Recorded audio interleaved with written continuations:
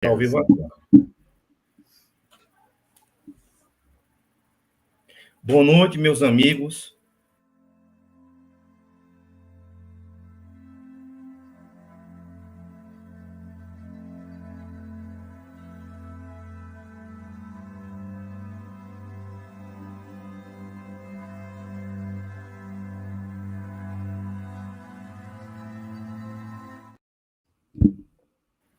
Boa noite, meus amigos do Mente e Consciência. Nós temos uma live hoje muito importante. Aprender a analisar uma obra.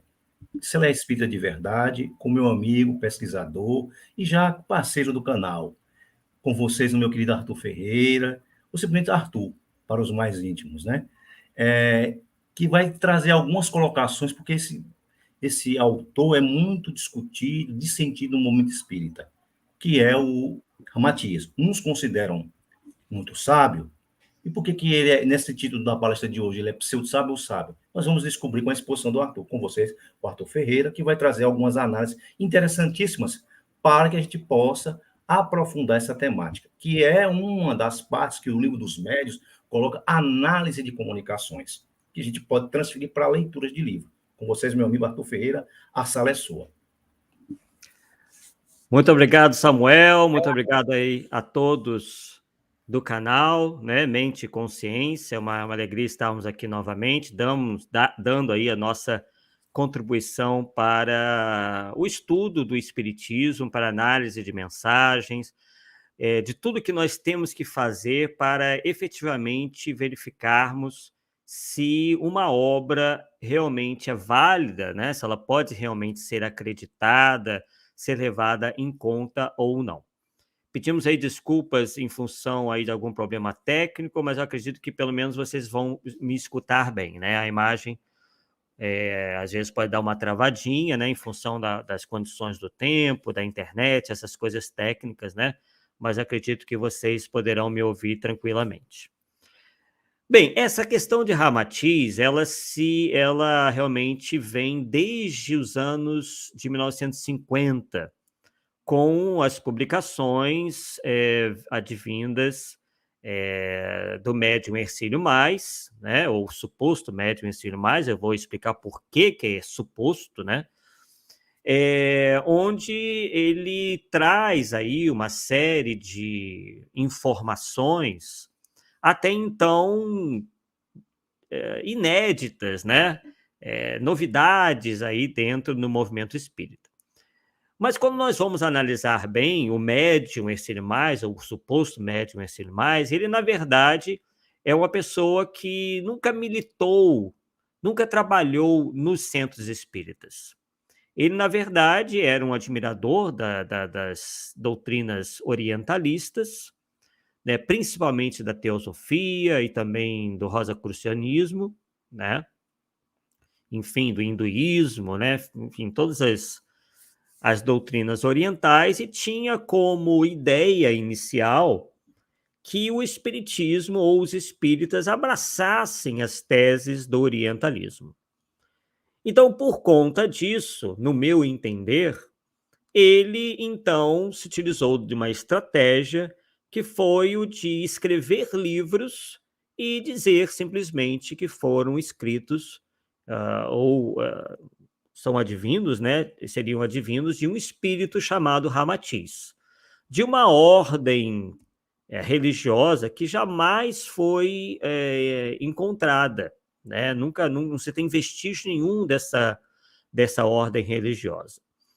E ele começa com o livro Mensagens do Astral, que foi rebatizado, na realidade, né? O nome inicial, o título inicial do livro era Conexão de Profecias, que trazia uma série de previsões para o ano de 1999 e 2000, com a chegada ou a aproximação de um astro 3 vezes maior que a Terra, e que com essa aproximação haveria de provocar, né, uma hecatombe no planeta que ceifaria, né, a vida de 2/3 da população da Terra.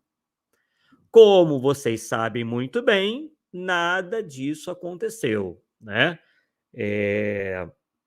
Passamos tranquilamente pelo ano de 1999, o ano 2000, sem que nada assim realmente diferente tenha acontecido.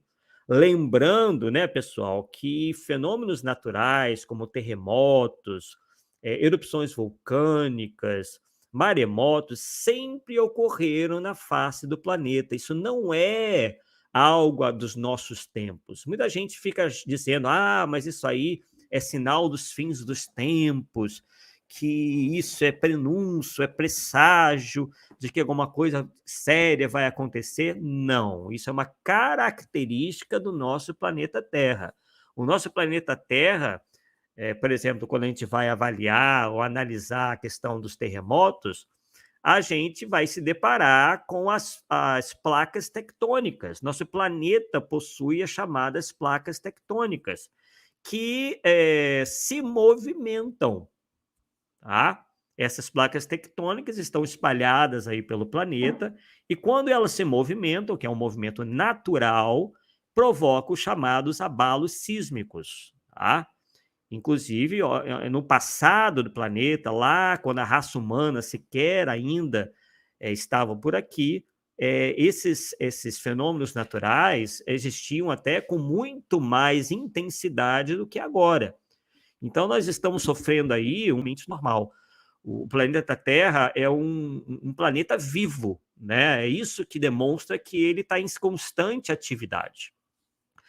Então, muita gente se fica alarmada, porque, na verdade, as informações que nos chegam com muito mais, em muito mais quantidade do que no passado.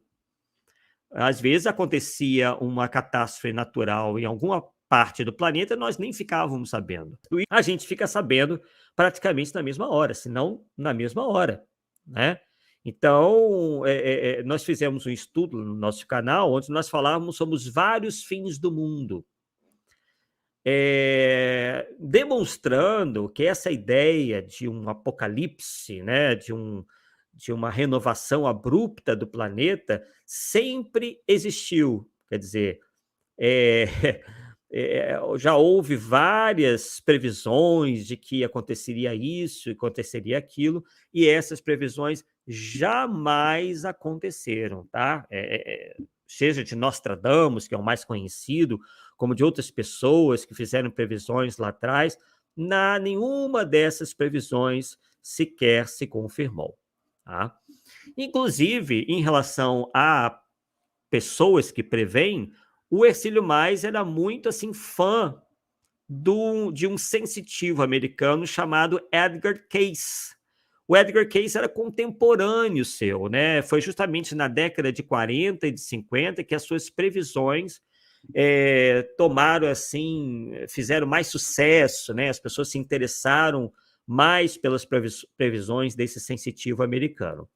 Esse sensitivo americano, o Edgar Cayce, também foi aquele que chamou muita atenção do Edgar Armond, que foi efetivamente um divulgador espírita, mas também muito afeiçoado a essa questão de previsão de fim do mundo, também muito afeiçoado às doutrinas orientalistas, e isso ficou bem claro no seu livro Os Exilados da Capela, né? Onde, inclusive, quem ainda lembra do livro, né, vai lembrar, vai recordar, que lá existem essas previsões, né? Inclusive prevendo um ressurgimento de um continente perdido e mítico chamado Atlântida, também esperado aí para o fim do século XX.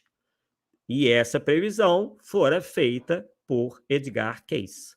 Está lá no livro Os Exilados da Capela, só que Edgar Armond não cita esse sensitivo americano. Ele coloca lá uma série de teses desse sensitivo, uma série de teses, né, do orientalismo, né, principalmente da teosofia, e apresentando-a como sendo teses chanceladas pelo espiritismo, né? Então, muita gente faz confusão. Esse livro aí realmente disseminou toda essa confusão dentro do nosso meio. Então, nós chamamos a atenção para isso, que são autores que receberam influências outras, eles não estavam baseados no espiritismo, né? Então, essa questão do Ramatiz também se estendeu depois para um livro que ficou muito marcado, né? Virou uma coqueluche, uma epidemia, digamos assim, né? Porque todo mundo se interessou, que foi o livro A Vida no Planeta Marte e os Discos Voadores, onde Ramatiz, né, ou Hercílio Mais, nós não, né, temos essa dúvida aí se realmente tem algum espírito envolvido, começou a descrever o planeta Marte e seus habitantes. Lembrando que ele não faz nenhuma descrição em relação à dimensão espiritual, ao mundo dos espíritos, ou os espíritos que estejam ligados a Marte espiritualmente. Não. Ele faz uma descrição física de Marte. Isso está bem evidente. Tanto é que ele fala que em Marte há mares, há rios, há florestas, que o corpo biológico dos marcianos é muito semelhante ao nosso, né? Só com algumas poucas diferenças, que já haviam duas raças predominantes entre os marcianos, uns mais moreninhos, outros mais loiros, né? E dizendo, inclusive, que os marcianos andam em discos voadores e nos visitam frequentemente. Há uma passagem do livro, por exemplo, onde é citada uma situação onde os marcianos teriam alvejado um caça, né, um avião militar americano, tendo derrubado. E o piloto teria morrido, né, teria chegado a óbito em função desse abate, né, do avião. E que os marcianos teriam, então, de modo a se desculpar, o teriam reencarnado em Marte. Enfim, são histórias muito mirabolantes, né, pessoal? Muito assim próximas ao que nós vemos na ficção científica, muito imaginosas, com teses mirabolantes, uma série de fantasias, e que a gente não tem como permitir ou simplesmente ficarmos calados perante as mesmas. Aliás, não fomos o primeiro a tecer críticas sobre as obras de Ramatiz. O primeiro deles, né, pelo menos o nosso conhecimento, teria sido Herculano Pires, né? Assim como também o confrade espírita Arilex, todos os dois do movimento espírita paulista, né? Pessoas muito atuantes, com muita capacidade, né? Herculano Pires, um homem de vasta cultura, um jornalista com formação em filosofia, que inclusive tinha já passado pela teosofia antes de se tornar espírita, então ele facilmente identificou ali a influência do pensamento teosófico, melhor dizendo. Arilex, um médico muito respeitado, né, no seu meio, com vários livros publicados, os dois se manifestaram assim vigorosamente em relação às fantasias contidas nos livros de Ramatiz. Né? Então, não é o Arthur tão somente, né, que contesta isso daí. Há também comentários, embora bastante curtos, do Carlos Embaçaí, né, um espírita muito renomado, já desencarnado há alguns anos, inclusive aqui morador, foi morador aqui da minha cidade, em Niterói, no estado do Rio de Janeiro, né, seu filho, inclusive, Carlos de Brito Embaçaí, continuou aí como divulgador, né, do espiritismo. Temos também, enfim, uma série aí de divulgadores muito sérios e que notaram ali os disparates contidos nesse livro e apontaram os erros, né? As previsões que não se cumpriram, a descrição de Marte que depois, né, com as sondas não tripuladas que foram lá enviadas, com inclusive robôs, né? As sondas chegam lá e robôs são liberados para tirarem fotos, né, fazerem uma série de investigações, uma série de levantamentos da constituição química e física daquele planeta, né, uma análise topográfica, né, geológica daquele planeta. Inclusive, hoje o planeta Marte está 100% já mapeado em função de toda essa tecnologia que foi empregada, né? Então, quem hoje vê pela internet as fotos, as filmagens do planeta Marte, vê que a sua conformação física é completamente diferente, divergente daquilo que consta no livro A Vida no Planeta Marte e os Discos Voadores, que inicialmente foi editado pela editora da LBV, editora da Legião da Boa Vontade, e todos nós sabemos que a Legião da Boa Vontade abraçou tudo, né? Abraça tudo até hoje. É uma instituição ecumênica, nunca foi uma instituição eminentemente espírita.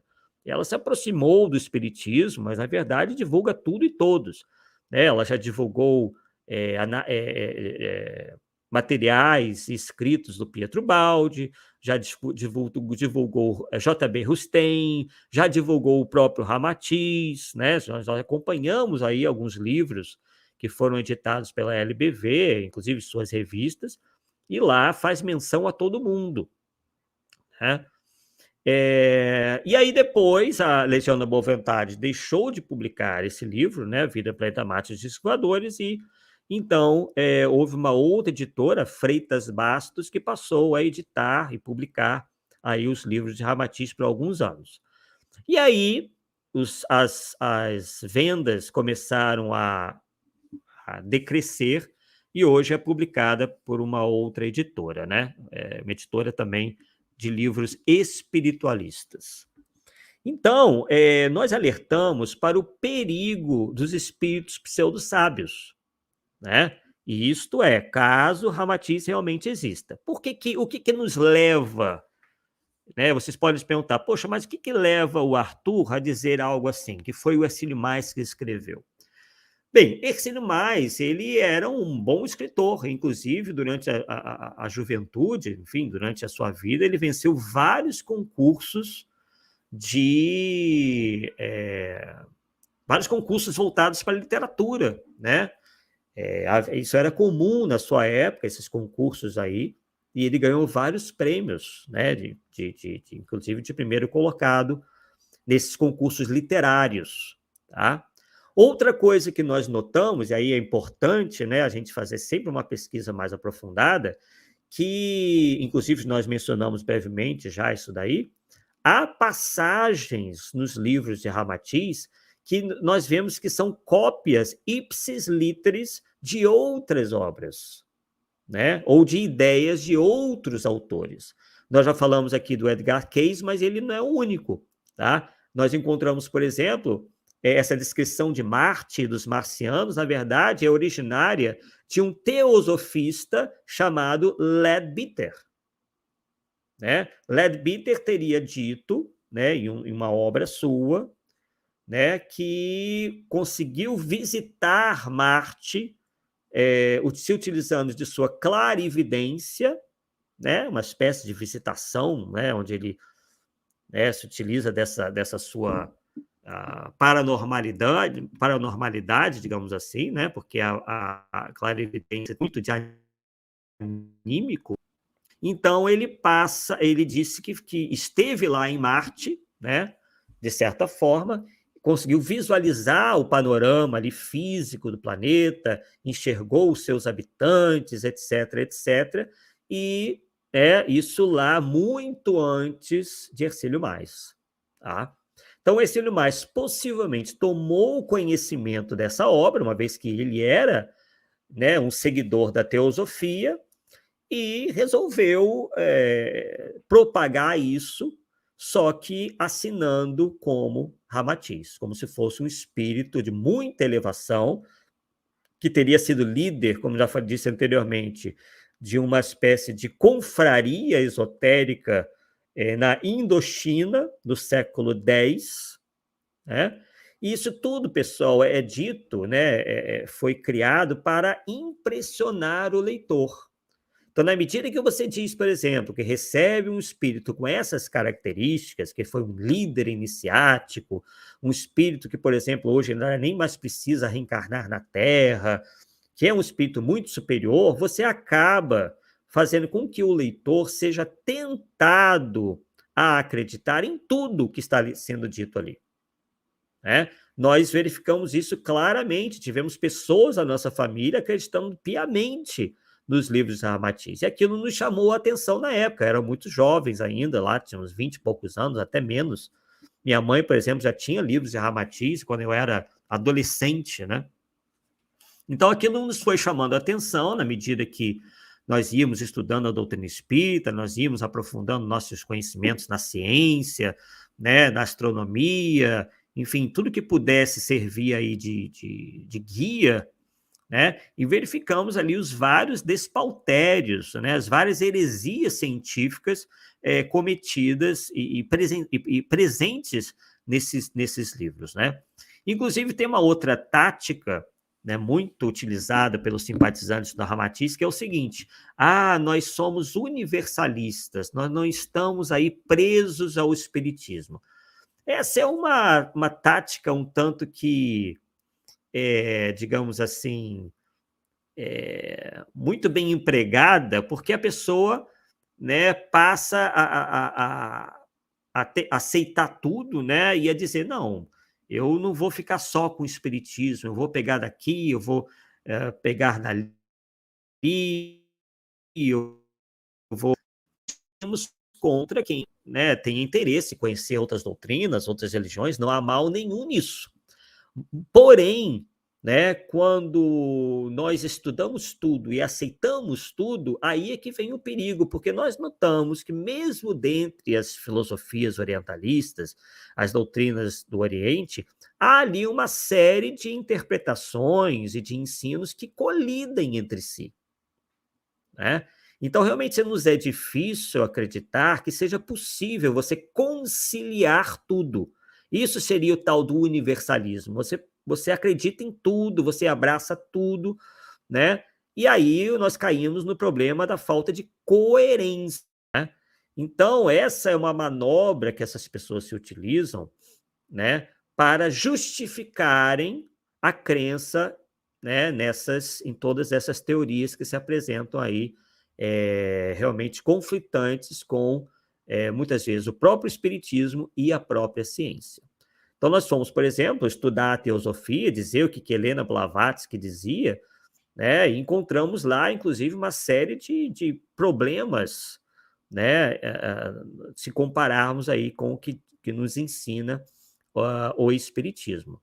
Inclusive, Helena Blavatsky, que inclusive se aproximou da Sociedade Parisiense de Estudos Espíritas, fez lá uma amizade com Le-Marie, né? Sendo que aí Le-Marie, que sucedeu Allan Kardec na presidência dessa instituição, começou a permitir que uma série de ditados da teosofia, né, escritos teosóficos, fossem inseridos na Revista Espírita, vejam só.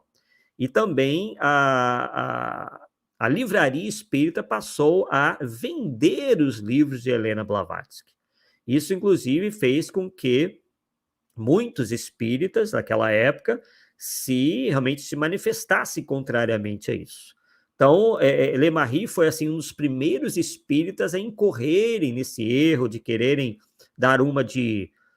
Né, a custa de fraternidade, de querer misturar o espiritismo com essas outras doutrinas, né? Nada, como dissemos, nada temos contra religião alguma, nada temos contra doutrina alguma. O problema é quando, né, isso é misturado, né, ao espiritismo e propagado como se fosse espiritismo, né? O espiritismo tem conceitos, tem ideias que lhes são próprias, né? E, como já disse anteriormente, conflitam em muitos pontos com relação a esses outros pensamentos, né? Então, nós até entendemos que, de certa forma, isso se constitui um verdadeiro ataque ao espiritismo. Inclusive, Erasto, o espírito Erasto, nos chama a atenção para isso, que haveria de surgir uma série de movimentos que procurariam solapar a unidade da doutrina. E isso ele né, realmente chamou a atenção para que todos nós espíritas vigiássemos para que isso não acontecesse, porque isso seria ou corresponderia à morte do próprio movimento espírita. Claro que a doutrina em si não tem como mudar, né? Ela está lá, íntegra, né? Embora haja pessoas aí querendo fazer certas mudanças, né? Nos livros de Kardec, mas, de qualquer forma, ela está lá, né? Estamos conseguindo preservar isso daí. Agora, o movimento espírita, que é a parte humana, né, que nos toca, ele pode cada vez mais se fragmentar caso nós fiquemos aí aceitando tudo e qualquer coisa, né, como se fosse assim chancelado, aceito pelo espiritismo. É preciso ter critério em tudo, não só nos livros de Ramatiz, mas em todas as obras, sejam elas advindas de encarnados, como também de desencarnados. Tá? Tudo deva passar por um crivo. É o crivo da razão, é o crivo doutrinário, para ver se tem ali alguma coisa que não esteja compatível com a revelação espírita. Temos que ver se aquela obra não também colide com a ciência, naquilo que a ciência já tem como estabelecido, né? Nós sabemos que, claro, a ciência ela não se encontra fechada, ela não resolveu todas as questões ainda, mas há algumas em que ela já resolveu, né? Que não existe mais nenhuma possibilidade de modificação. E, às vezes, nessas obras mediúnicas, nós vemos claramente aí que se está colidindo com preceitos básicos, né, da ciência, tanto da biologia quanto da física, da astronomia, enfim, tudo que aí nós entendemos como ciência, né? Então, esse livro nosso, o Ramatiz Sábio a Pseudo-Sábio, ele foi publicado em 1997. Vamos ver se eu consigo aqui uma maneira. Eu acho que eu não vou conseguir, né, em função aí do fundo aí, mas, enfim, né, vocês podem encontrar aí o Ramatiz Sábio a Pseudo-Sábio na internet, né, caso vocês se interessem em adquirir o livro. Então, por exemplo, falando um pouquinho sobre o livro, nós temos ali um índice, né, onde nós, por exemplo, no primeiro capítulo, nós falamos sobre espiritismo e deturpações, né, onde já falamos um pouquinho hoje, né, o surgimento de Ramatiz, também já falamos alguma coisa aí bem sucintamente, né, que o médium Hercílio Mais, inclusive, se dizia psicodatilógrafo, algo que realmente nós não encontramos até hoje ninguém que recebesse uma mensagem de espíritos na máquina de escrever, né? Inclusive, a máquina de escrever nem é mais utilizada hoje, mas nós temos o computador, né? Porque o teclado é praticamente o mesmo. E o que, aliás, é um detalhe que coloca ainda mais sob suspeição essa sua mediunidade, né? Que, na verdade, ele colocava as ideias dele ali próprias, as suas crenças ali, né? E ia lá, né, teclando lá na máquina de datilografar. No capítulo 3, nós falamos, né, e listamos todos os equívocos astronômicos, né, do Ramatiz, principalmente essa questão aí de Marte, né? Ele, por exemplo, diz que no nosso sistema solar há mais de 9 planetas, seriam 12 planetas. Até hoje isso não se confirmou, né? As mensagens atemorizantes, nós falamos um pouquinho sobre isso, né? As profecias catastróficas, apocalípticas, que se mostraram completamente falsas, né? Não tem astro intruso nenhum, muita gente, né, ainda acredita que existe um chamado planeta X, ou também é chamado de Nibiru, né, e outros nomes aí exóticos, e até hoje não há planeta intruso nenhum, né? Isso simplesmente vai de encontro, né? Isso colide, inclusive, com os preceitos da astronomia, né? Nenhum planeta fica vagando por aí. Se isso acontecesse, né, o planeta Terra, assim como todos os planetas vizinhos aqui, sofreriam consequências, né? Não é possível um planeta simplesmente ficar se movimentando, né, e não acontecer nada, né? Isso realmente não existe, tá? No capítulo 5, os pseudo-sábios da erraticidade e o sincretismo religioso, isso que também nós comentamos aqui. Esses espíritos pseudo-sábios, ou então mistificadores, eles gostam de estimular esse sincretismo religioso, né? Desculpe. Gostam de estimular essas ideias estranhas, né, dentro do movimento espírita, porque eles sabem que isso vai causar problemas, isso vai atacar a unidade doutrinária.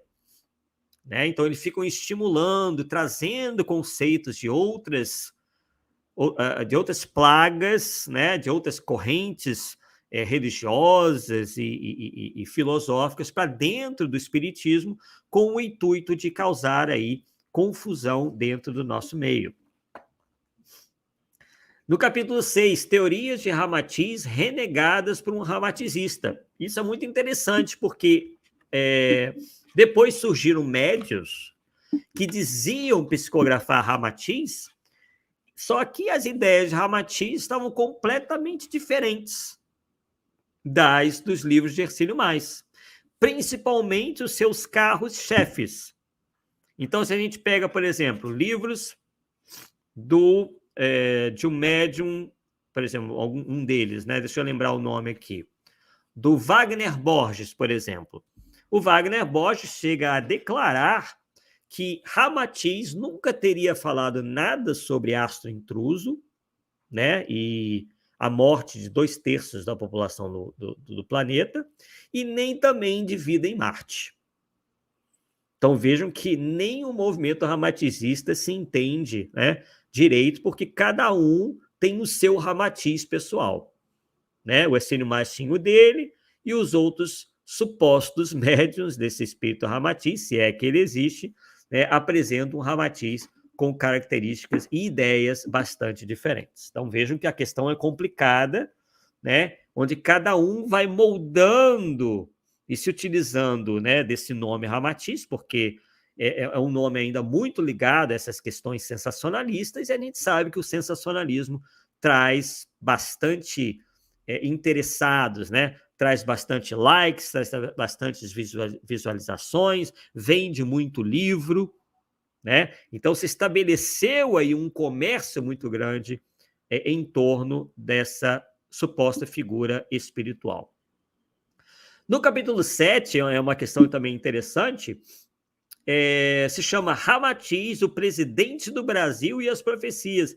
Nesse capítulo aqui, nós mencionamos uma profecia, né, uma previsão de Ramatiz, onde ele dizia que também, né, no século XX, nós teríamos assim um presidente que ia resolver todos os nossos problemas, que seria uma pessoa com características assim de espírito muito superior, que seria um universalista, né? Eles gostam, obviamente, de dizer que quando a pessoa é universalista, ela tem todas as qualidades morais possíveis, né? Então é uma maneira de incutir no leitor que ser universalista é algo muito bom. Então essa pessoa seria universalista e se tornaria presidente do Brasil, ia resolver o problema das favelas, que o Brasil ia se tornar, né, primeiro mundo, né, com a eleição desse presidente, inclusive dizendo que ele seria eleito sem pertencer a um partido político. Vejam bem, até hoje, né, na nossa legislação eleitoral, não é possível qualquer tipo de candidatura independente. No Brasil não há candidaturas independentes. O candidato, ele necessariamente tem que se lançar através de um partido político. Né?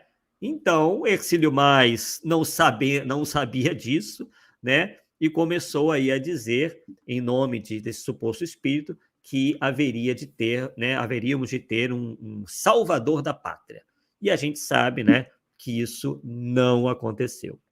No capítulo 8, nós falamos sobre Ramatiz e a vida de Jesus. Esse é um outro livro também que fez muito sucesso, foi um sucesso de vendas, que foi o livro O Sublime Peregrino. Quem não conhece pode ir na internet e ver.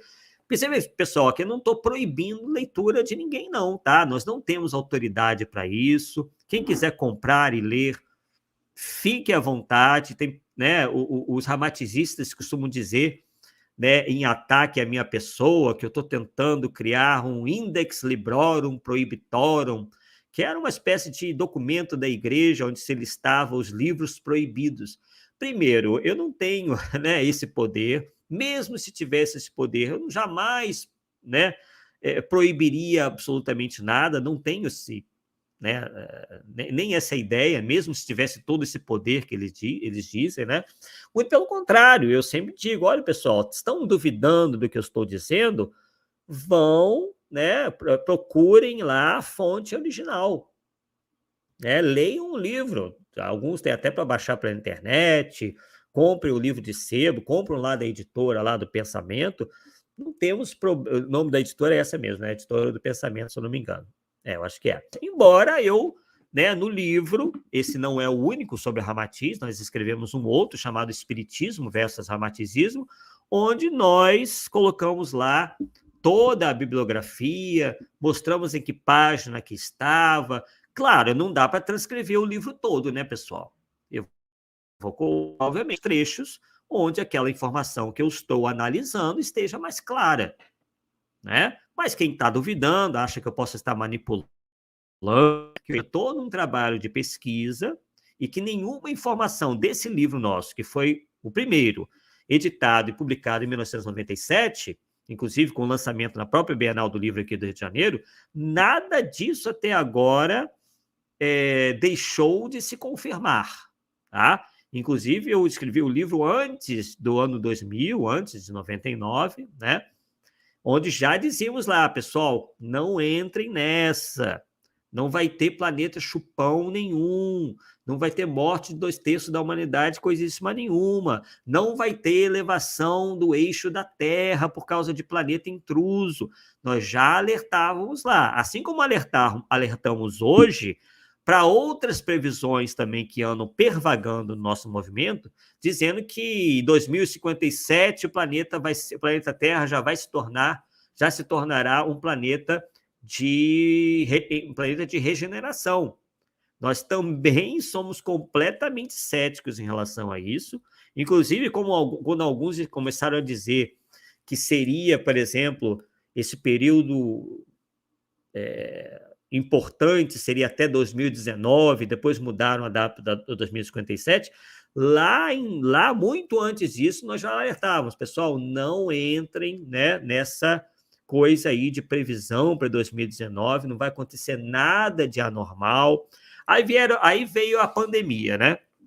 Aí muita gente logo se assanhou, nossa, aí mesmo, teve a pandemia, agora o planeta vai sofrer uma transformação abrupta. Gente, pandemias, epidemias já existem na esfera do planeta já há muito tempo. Nós tivemos, por exemplo, a gripe espanhola, que matou, inclusive, muito mais que o Covid-19. E não tivemos nenhuma mudança assim, significativa em termos morais, em termos intelectuais, né? Infelizmente, tivemos aí muitos desencarnes. Isso, obviamente, traz uma série de transtornos. Dessa feita, agora, nós todos tivemos que ficar praticamente 2 anos dentro de casa, porque achavam que essa era a melhor solução para conter o vírus, né? Mas graças a Deus, por exemplo, já passou, o vírus obviamente não desapareceu, mas são coisas do nosso planeta mesmo, as doenças fazem parte, as epidemias fazem parte, não é prenúncio de nada, tá? Inclusive, há quem diga que essas epidemias se dão justamente por nós estarmos aí modificando a natureza, destruindo, né, o nosso meio ambiente, então isso faz com que os vírus encontrem mais facilidade, né, de se espalharem, enfim, de surgirem, tá? Então isso não tem nada a ver com aproximação de uma catástrofe maior, né? de um período. Não, na verdade, que o que o Espiritismo nos diz é que nós estamos submetidos à lei do progresso. E essa lei do progresso, ela atua de maneira lenta e gradativa. Tá? Nós um dia chegaremos à condição de mundo de regeneração? Sim, mas isso não vai se dar de uma hora para outra. É algo muito lento, é muito gradual. Tá? E também não acontece de modo abrupto. Se nós tivéssemos um cataclismo mundial, global, o que aconteceria seria o mesmo que aconteceu agora, a morte de muitas pessoas, o desencarne de muitas pessoas, mas a essência da sociedade é exatamente a mesma. Né? Tem muita gente, inclusive, que diz que até piorou depois da pandemia. Eu não vou dizer isso, né? Mas o que a gente pode dizer é que não houve mudanças substanciais. Né? Por quê? Porque isso não se dá de uma hora para outra, não se dá em 2 anos, não se dá em 20, não se dá em 30. Claro que há, sim, um progresso, só que, por vezes, ele é imperceptível para nós. Tá? Então, isso se dá aí ao longo de muitos e muitos anos. Se tivéssemos aí que arriscar uma data, nós poderíamos dizer, olha, daqui a 1 milênio, nós, quem sabe, né? Claro, tudo em bases hipotéticas, poderemos estar numa condição moral muito melhor. Né? Inclusive, há uma mensagem do Espírito Emmanuel, que foi transcrita num livro, onde ele teria dito isso a Chico Xavier, né? Que ele esperava essas modificações até lá por meados de 2990, tá? No livro Encontros no Tempo, tá? Onde Chico Xavier teria dado efetivamente uma entrevista para um jornalista, no Hércio Marques, né? E que ele diz, né, que Emmanuel teria dito que esse período de transição, né, vai se estender até 2990. Então, o que nós temos aí com essas obras, pessoal, é muito sensacionalismo, porque esses autores sabem que as pessoas se interessam por essas novidades, né, por essas previsões, por descrição de outros planetas, de descrição de extraterrestres que viriam em discos voadores. Isso realmente a própria indústria cinematográfica, a indústria do livro estimulam. Inclusive, tem estudos lá no nosso canal, a gente comprova que todas essas ideias aí de extraterrestres, de discos voadores, têm como origem a literatura. Tá? Inclusive as revistas em quadrinhos, lá atrás, é que nós não vivenciamos isso. Então isso vai moldando a cabeça das pessoas, vai moldando a imaginação de todos, né, de certa forma, e que passam então a acreditar nisso daí, e acabam projetando isso daí como se fosse, em vez de ficção científica, realidade. Não estamos aqui desacreditando na pluralidade dos mundos habitados, só que realmente Deus, na sua sapiência, nos colocou muito distantes uns dos outros. Né? Mas você poderia pensar, mas os extraterrestres superiores não podiam nos visitar, já que eles são tecnologicamente superiores a nós? Teoricamente, sim. Mas o que eles viriam a aprender conosco? Porque se eles hoje habitam mundos superiores, eles já teriam passado por aqui, ou teriam passado por mundos também de provas e expiações, outros mundos semelhantes aos nossos. Para que nos visitariam? Para que se intrometeriam no nosso livre-arbítrio? Né? Então, espíritos superiores que estejam encarnados em outros planetas não teriam nenhum interesse, né, em vir nos visitar, pessoal. Né? Eles já passaram por aqui, sabem como é que sabem que todos nós, por uma lei natural do progresso, viremos mais cedo ou mais tarde estar na mesma condição que eles, né? E eles sabem que não devem, né, se imiscuir no nosso livre-arbítrio. Eles sabem que uma interferência aqui, como dizem os ufólogos, né, e tudo mais, não seria o mais sensato a se fazer. né? Assim como um professor não faz a lição de casa do seu aluno, os ETs também não fariam a nossa lição de casa. Se nós temos que progredir, é por conta do nosso próprio esforço. Então, pessoal, nossas últimas palavras aí, antes de retornarmos aí a palavra do Samuel, é que vocês, né, todos nós, tomemos cuidado com a literatura mediúnica. Há muitas coisas que são publicadas sem qualquer controle. Algumas editoras, muitas delas, estão interessadas apenas no lucro, essa é uma realidade, tá? Não estão interessadas se aquilo vai ser bom para o movimento, se não vai ser bom.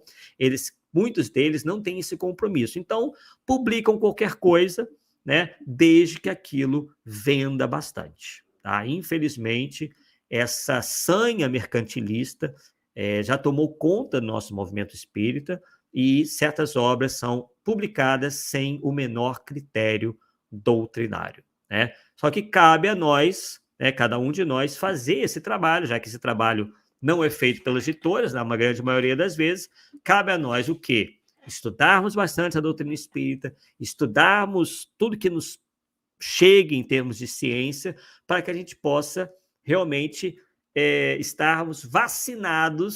possamos estar vacinados contra essas obras que não têm compromisso nenhum, nem com o espiritismo e nem com a verdade. Bem, então, voltamos aí a palavra para o Samuel Ribeiro, para que a gente possa, então, dar prosseguimento, inclusive com perguntas, com, enfim, questionamentos ou comentários que o nosso querido Samuel possa querer fazer e também aqueles que nos assistem, né, na noite de hoje.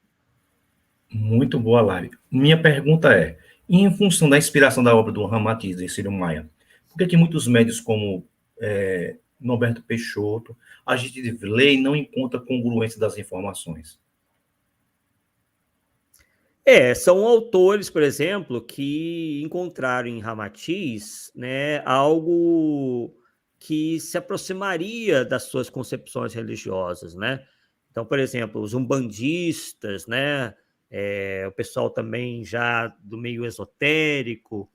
Então, essas pessoas não estudam uma doutrina codificada como a nossa, não se baseiam em Allan Kardec, e tendem, infelizmente, a ter essa postura realmente de não analisarem as obras. Por vezes, eles são acometidos da ideia de que veio do mundo espiritual, pronto, aquilo ali é um reflexo incondicional da verdade. Enquanto o espiritismo, esse sim, nos diz que os espíritos estão em condições, em graus evolutivos diferentes. Não é porque é um espírito se comunicando que necessariamente é um espírito que vai dizer a verdade, que seja em um espírito superior. Com o espiritismo, nós aprendemos que todos os espíritos dos mais variados graus evolutivos podem se comunicar, né? E o espiritismo é a única doutrina que nos diz que nós devamos ter esse senso crítico. Inclusive, Allan Kardec, em determinado momento, diz o seguinte: olhem, né, percebam como é o critério espírita. Allan Kardec faz menção ao fato de ter recebido 3.600 mensagens, né, todas advindas dos espíritos, né, psicografadas, enfim. E que, ao final, ele diz o seguinte, de que apenas 100 seriam de um mérito inconteste. Eu estou utilizando até as palavras dele, tá? 100 obras, ou 100 mensagens, melhor dizendo, de 3.600 seriam de um mérito inconteste. E que apenas 300 estariam em condições mínimas para publicação. Isto é, menos de 10%, porque 10% daria 360.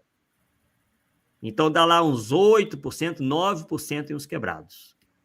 E se a gente, né, separa aí 100, já esse percentual já cai ainda mais, né? Vai lá para 2%, 3%.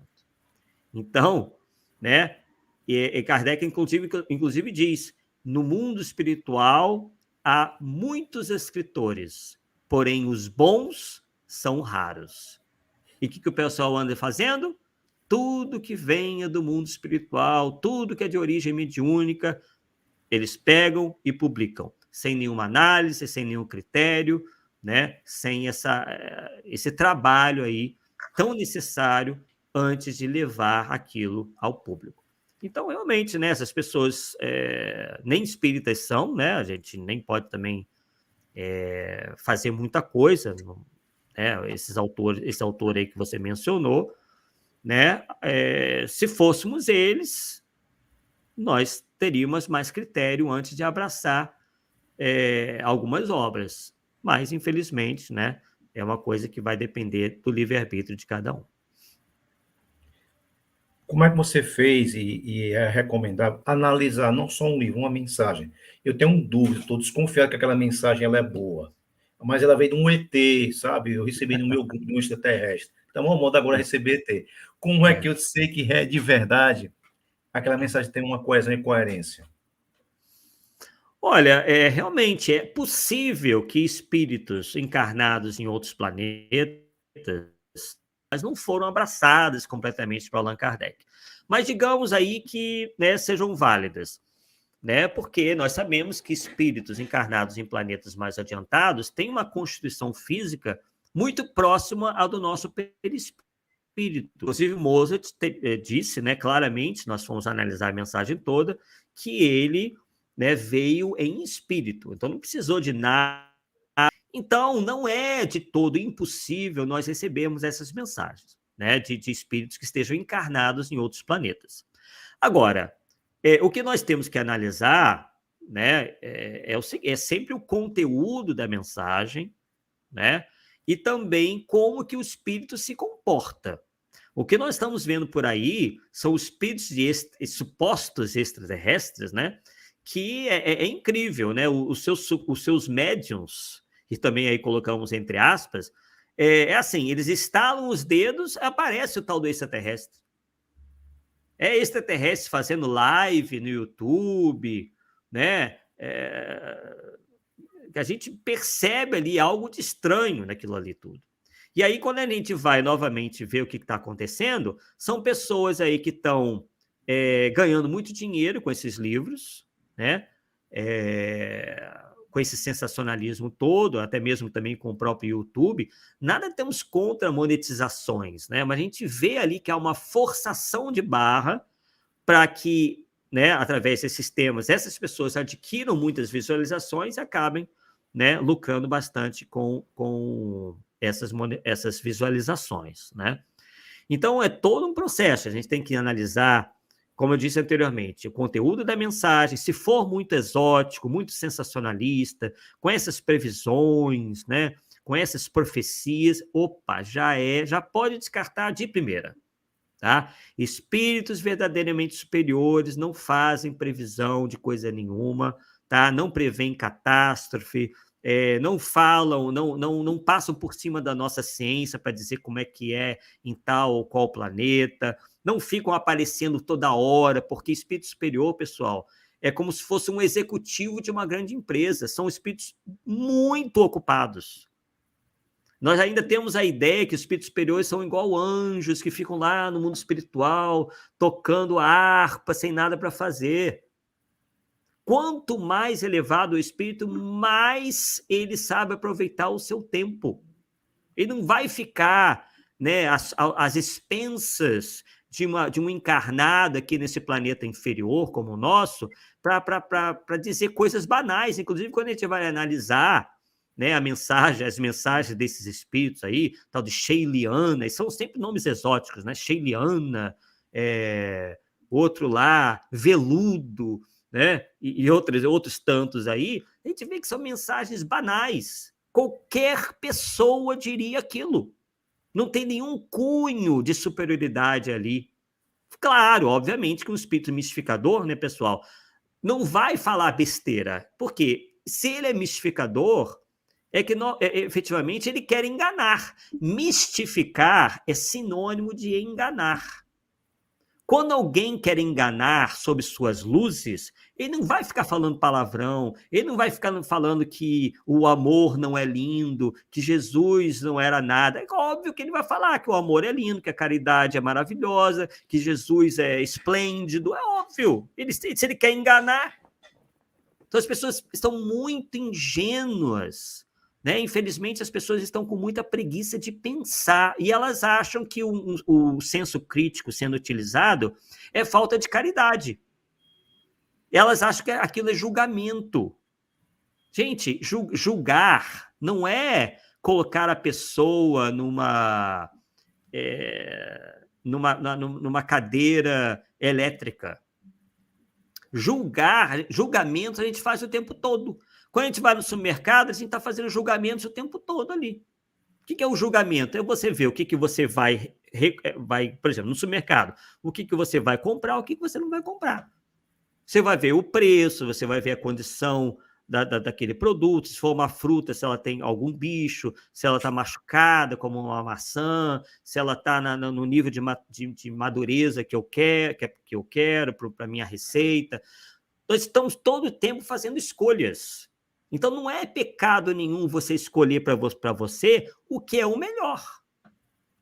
Né? Então, esses espíritos mistificadores e seus médiuns gostam muito de mexer com a cabeça das pessoas com isso.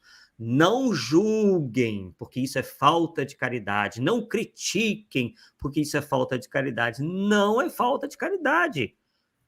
No livro dos médiuns há uma série de mensagens muito claras, inclusive Allan Kardec analisando as chamadas mensagens apócrifas. O que ele está fazendo ali? Não é um julgamento? Não é uma crítica? Ele não tá procurando separar o que é mensagem verdadeira de mensagem apócrifa?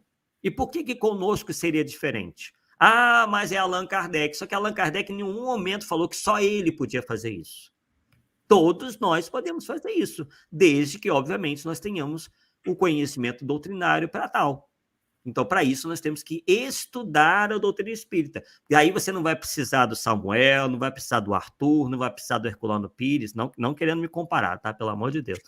Mas não vai precisar de ninguém, você mesmo vai ter capacidade de identificar. Nossa, essa obra aqui é bacana, ela está em conformidade inteiramente com o Espiritismo. E a outra que pode ser fruto de um mistificador, de uma invencionice, né? De alguém querendo se passar por espírito, como nós dissemos aqui. Né? Nós não queremos ser censor de nada, nós estamos apenas estimulando os espíritas que exerçam sua capacidade de crítica. E isso nada tem de violento, de antifraterno, de anticaridoso. Nós não vamos para o umbral por causa disso, não vamos ser penalizados por conta disso, absolutamente nada. Tá? Inclusive, isso está bem claro no Livro dos Espíritos, que os espíritos superiores, inclusive, gostam quando são questionados. Né? Claro que tem que ser um questionamento respeitoso. Né? Você não vai chegar, o espírito mal chegou, você vai colocar o dedo no nariz do médium e dizer que ele está recebendo o espírito mistificador. Não, você tem que esperar, você tem que analisar, aguardar, né, para que você chegue no veredito. Também não pode ser uma análise apressada. Mas os espíritos superiores gostam de ser questionados.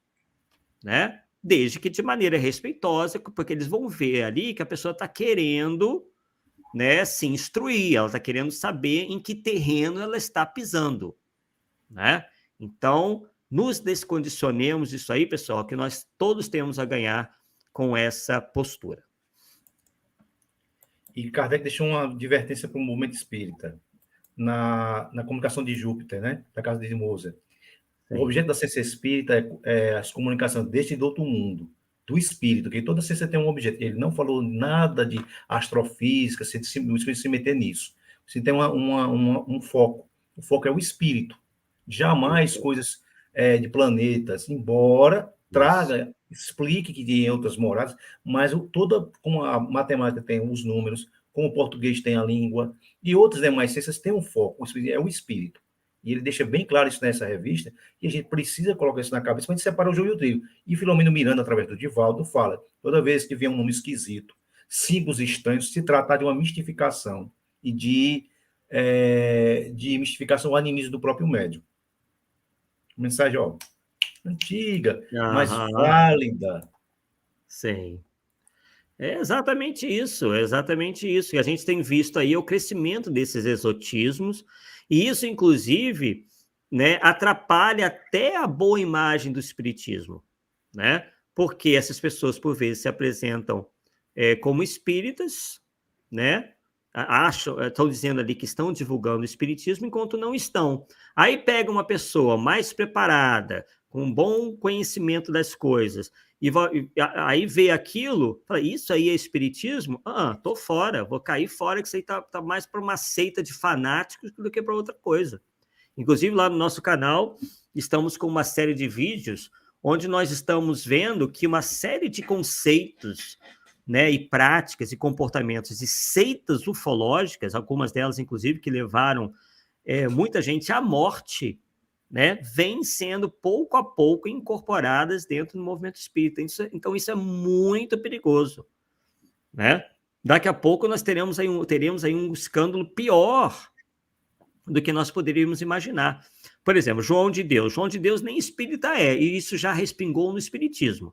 Agora, imagine se pega um médium desse aí, que daqui a pouco está levando pessoas a tirarem suas próprias vidas, para tomar veneno, para encontrar com o disco voador, para ser abduzido pelo disco voador. Gente, não está muito longe disso. Eu espero estar erradíssimo, mas pelo andar da carruagem, daqui a pouco nós vamos ter aí um escândalo muito grande, porque a coisa está correndo solta, as pessoas estão dando muita credibilidade a esses verdadeiros farsantes, não só os do além, mas os seus representantes na Terra, e a coisa realmente está fugindo de controle. Como tem a frequência de brilho, que vem de um ET, nunca é da pessoa, para dar mais, né, portar Isso. algum X, para dar credibilidade. Aqui não pode dizer muita coisa, senão a gente leva, né, é cancelado, mas infelizmente isso existe. E o Verdade. canal Arthur Azevedo e o canal Mente Consciente têm uma preocupação, trazer algo para a gente mexer a nossa cabeça.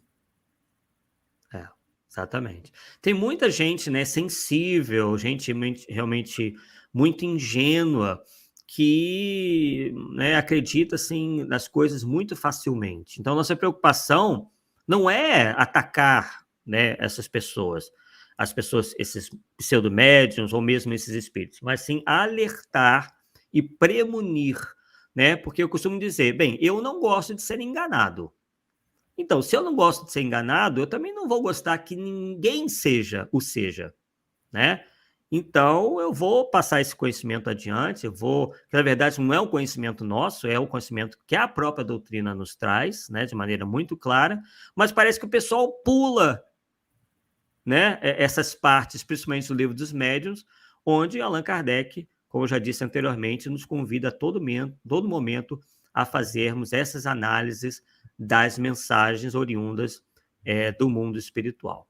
Então, realmente essa é a nossa preocupação, e que essas coisas não prosperem, porque não vai ser bom para o movimento espírita e nem será bom para as pessoas que abracem essas teorias e essas posturas exóticas. Tem uma transcomunicação que correu aí na internet, eu acho que você deve ter já chegado, do Ramatias. Isso Hum, é um espírito que pegou o nome dele, assim, porque muita gente pode querer te questionar, eu estou ah, pegando isso porque me lembrei. sim. Essa é a última pergunta, não tem mais nada não. Não, não, tranquilo.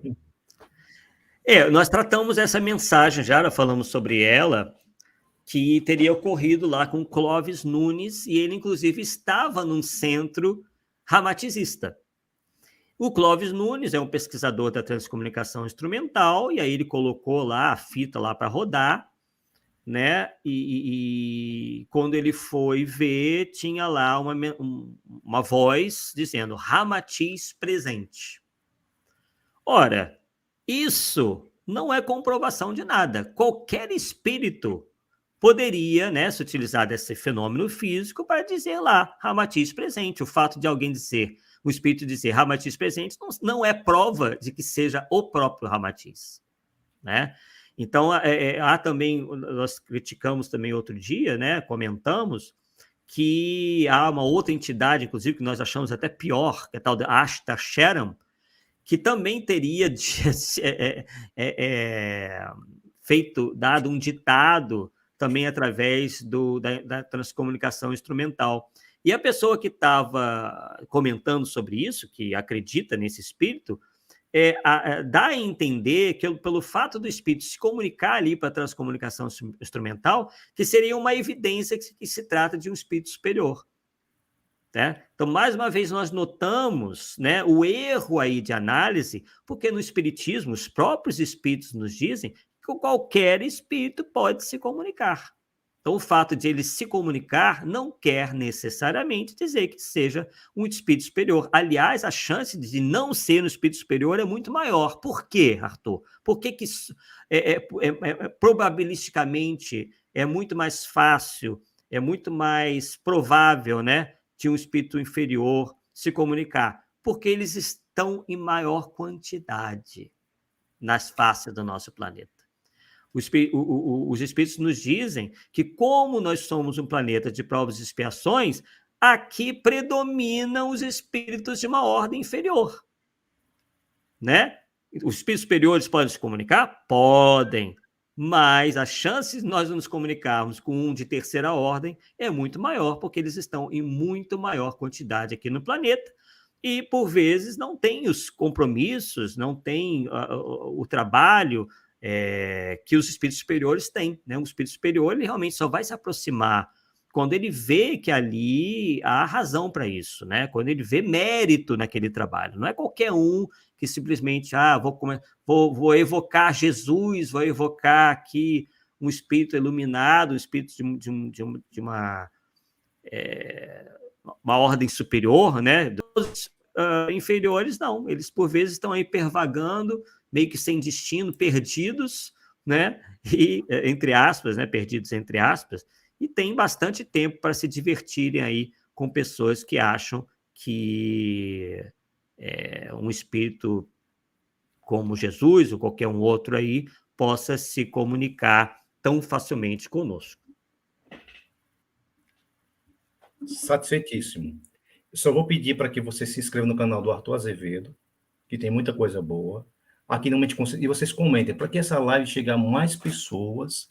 E o Arthur, eu já estava conversando com ele, voltar para o Setembro Amarelo, para a gente conversar sobre suicídio. Algumas polêmicas que eu já vi, mas eu não vou dar spoiler aqui. Juntamente com o meu querido Paulo Neto, que é meu irmão de Coreia e amigo, juntamente com o nosso querido Wellington Bob, que tem uma pesquisa. Eles três eu vou tentar articular para trazer para o Setembro Amarelo, já que nós temos um psicólogo já fechado para falar sobre vencendo a depressão, então a gente vai criar essa linha para poder ajudar a gente a compreender como combater melhor essa doença da alma.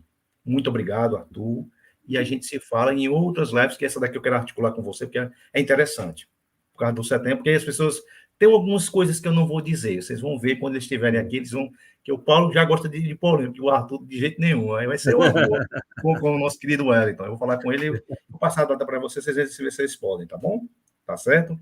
Gente, agradeço obrigado. Aí, Samuel, pela oportunidade. Desculpa a pouca gente pelo horário, mas assim, mas valeu. Sim.